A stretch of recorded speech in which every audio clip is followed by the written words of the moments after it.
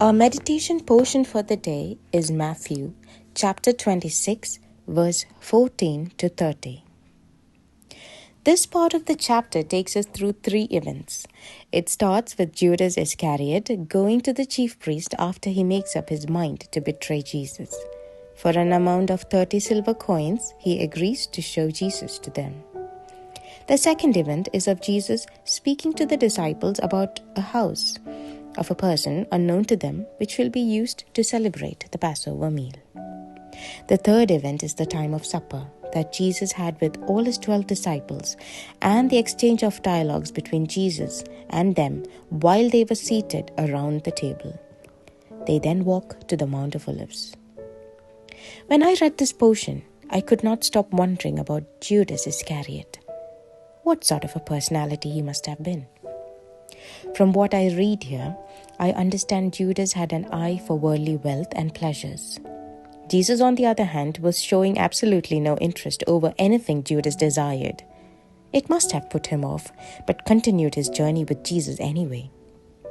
Even though he was a disciple of Jesus, witnessing firsthand and very closely the teachings and miracles that took place, he truly wasn't convinced Jesus to be a supernatural, let alone the Son of God.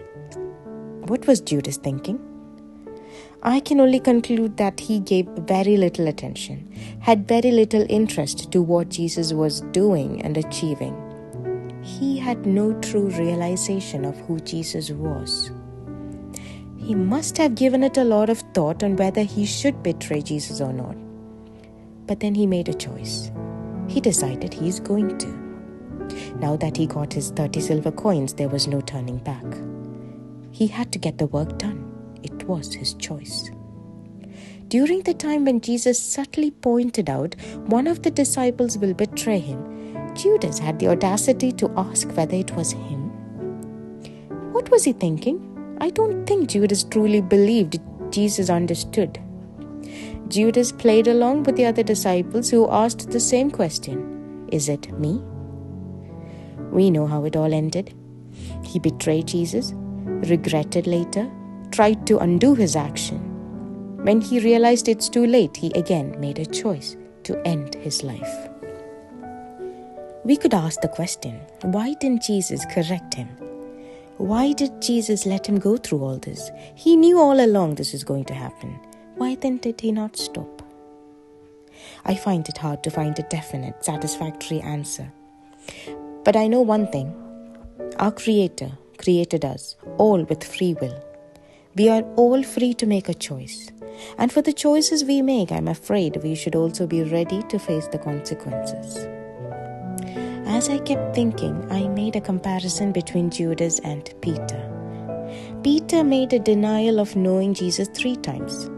He regretted his actions too, like Judas, but did not make choice to end it all, but to take another chance to do it right, irrespective of what he will have to go through.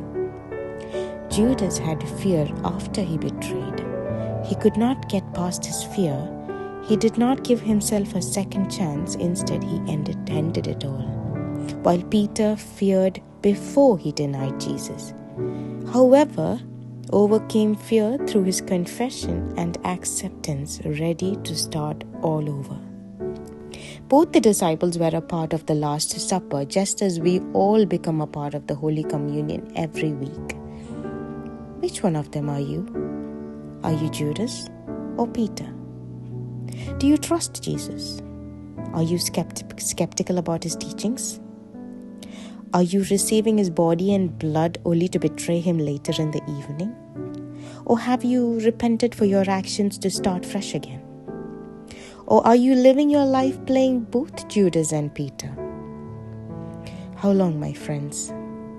It is time for a true realization that we are here only for a short period and time waits for none. Our Lord has given us the freedom to make a choice. Yes, we all have made choices we regret either knowingly or unknowingly. But if you're here listening to me, it means you're still alive, living through it all, slowly understanding how the choices we make have shaped who we are today and given us a world of experiences, the good and the bad. Making the right choice, taking the right decision is what we all wish to do. But what is the right choice? All that I can say is you will have to find it out through your personal relationship with the one we believe in, our Redeemer, Jesus Christ. I pray you learn to seek answers through prayer. For prayer is power. He will guide you today or tomorrow. He will show you the way. God bless you all.